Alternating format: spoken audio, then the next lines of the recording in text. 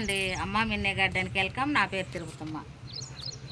వేలైతే ఇగో మన కాయలు అయితే తెంపుకోవడానికి వచ్చానండి. చిన్న హార్వెస్ట్ చూసారా, దీన్ని ఎట్లా పందిరెక్కించాను. వీటితో పాటు ఇది కూడా పందిరెక్కితే బాగుంటుందని ఇట్లా పందిరెక్కించానండి. దోసకాయ ఫస్ట్ కాయ అయితే కొంచెం కుళ్ళిపోయిందండి. ఈ 2 కాయలు వచ్చినాయి.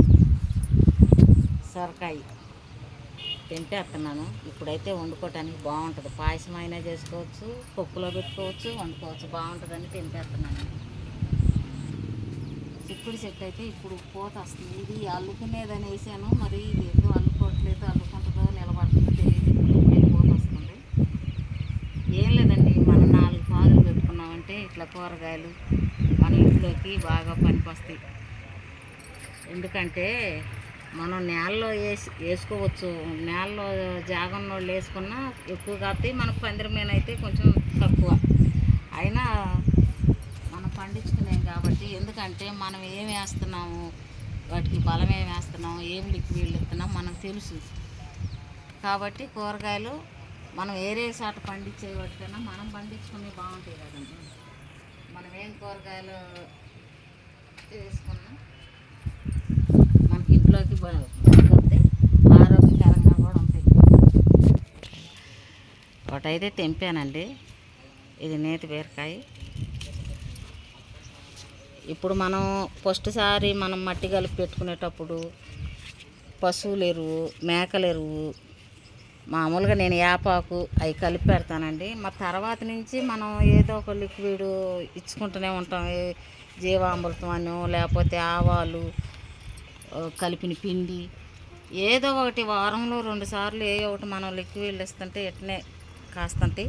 భూమిలో వేసిన చెట్లకైతే ఎక్కువ కాస్తాయి. అవి 10 కాయలు కాస్తాయి. కనీసం 4 అన్నా కాస్తాయి కదండి. ఓ 4-5 పాదులు పెట్టుకున్నామంటే మనకి కూరగాయలు అయితే వస్తాయి. పెట్టుకోవాలి. ఎందుకంటే మెయిన్ మనకి ఇష్టం ఉండాలి. కూరగాయలు అయినా సరే, పువ్వులైనా సరే, ఏవైనా సరే మనకి ఇష్టం ఉండాలి. ఇష్టం ఉండి వేస్తేనే మనం ఇవి చేయగలం. ఎందుకు మనం కష్టం అనుకుంటే చేయలేం. మన వల్ల కాదు. మనం ఇట్లా ముందు మొదలు పెట్టాలి. 1-2 మొక్కలు వేసుకొని మనం అయితే ముందు మొదలు పెట్టుకున్నామంటే అదే మనకి ఇంకొక మొక్క వేస్తే ఇంకా బాగుంటుంది కదా అనిపిస్తుంది. కానీ చెయ్యాలి. కష్టం అనుకుంటే మనం కూరగాయలైనా పువ్వులైనా కాపీలేము, చేయలేము. ఇట్లా మనం వేసుకున్నామంటే ఈ తెంపుకునేటప్పుడు మనం కూరగాయలు తెంపుకున్నా, పువ్వులు తెంపుకున్నా ఆనందం అనిపిస్తుంది కదండి. బెండకాయలు కూడా 4 ఉండేయండి తెంపుకున్నాం. ప్రతి మనం ఇట్లా పెంచి తెంపుకుంటుంటే చాలా సంతోషం అనిపించిద్దండి. ఎందుకంటే ఇట్లా మిద్దెల మీద కూడా పండించుకోవచ్చు కదా అని మనకు ఆనందంగా ఉంటుంది.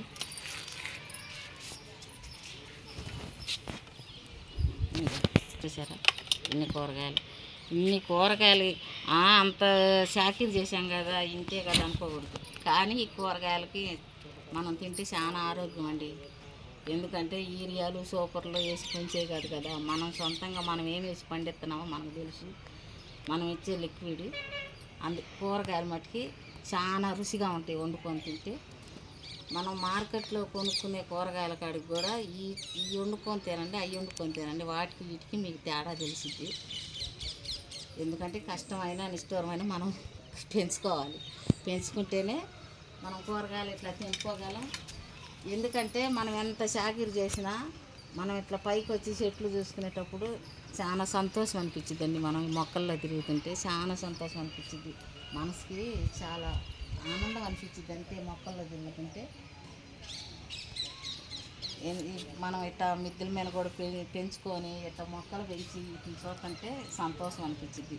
అందుకే మనం ప్రతి ఒక్కరం పెంచుకోవాలి. కిందే నేలలోనే వేసుకోవాలని ఏం లేదు. ఉంటే వేసుకోవచ్చు, లేనప్పుడు ఇట్లా పెంచుకోవాలి.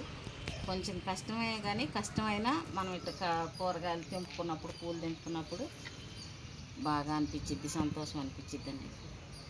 అంతేనండి. బాయ్.